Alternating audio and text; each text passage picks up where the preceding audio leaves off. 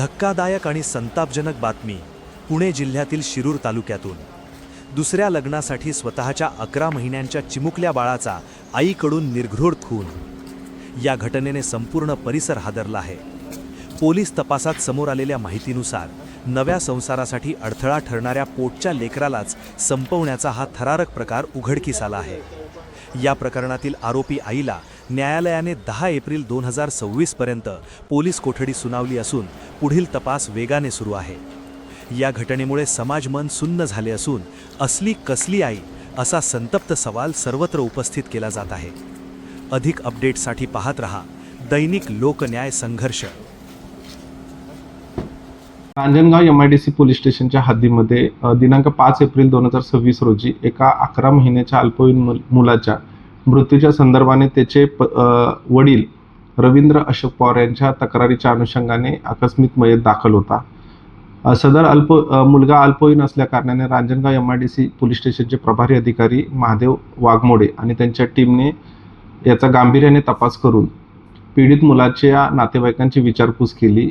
विचारपूस करण्याच्या दरम्यान जे अल्पवयीन मुलगा आहे त्याच्या आईने यामध्ये सदर अल्पवयीन पीडित मुलाचा खून केल्याची कबुली दिली आणि या खुनाचे जे मुख्य कारण असं होतं की त्या जी अल्पवयीन मुलाची आई आणि या गुन्ह्यातील जी आरोपी महिला आहे तिचं तिच्या नवऱ्यासोबत वारंवार भांडण होत होतं आणि त्याच पद्धतीनं तिला दुसरं लग्न करायचं होतं आणि दुसरं लग्न करण्यासाठी हा मुलगा जर असेल तर कोणी लग्न करणार नाही या भावनेतून आणि तशाच पद्धतीने हा 11 महिन्याचा मुलगा सारखा घरी रडतो, त्रास देतो, किरकिर करतो। यावेळेस या दरम्यान रागाच्या भरामध्ये तिनं मुलाचं जे डोकं आहे ते एका सिमेंटच्या ओठ्यावरती आदळून त्याचा खून केलेला होता आणि तो खून कुणाला कळू नये या भावनेतून जो हा खून आहे तो 8 मार्च रोजी केला होता आणि या खून कुणाला कळू नये या उद्देशानं त्या मुलाची जी बॉडी आहे ती तिने एका बॅगमध्ये भरून सोबत 2 त्याच्यामध्ये मोठे दगड टाकून ही बॉडी भांबर्डीमधील एका विहिरीमध्ये फेकून दिली होती।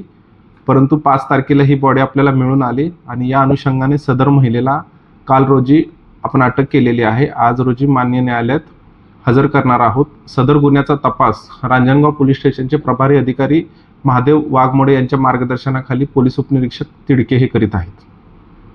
एकूणच काय सांगाल ही महिलेची पार्श्वभूमी कशी? या महिलेचं पूर्वीही एक लग्न झालं होतं आणि त्याच्यासोबत फारकत घेऊन हे लग्न केलं होतं आणि याही नवऱ्यासोबत तिचं म्हणजे त्यांचं पटत नव्हतं आणि आता ती परत आणखी एक लग्न करणार होती।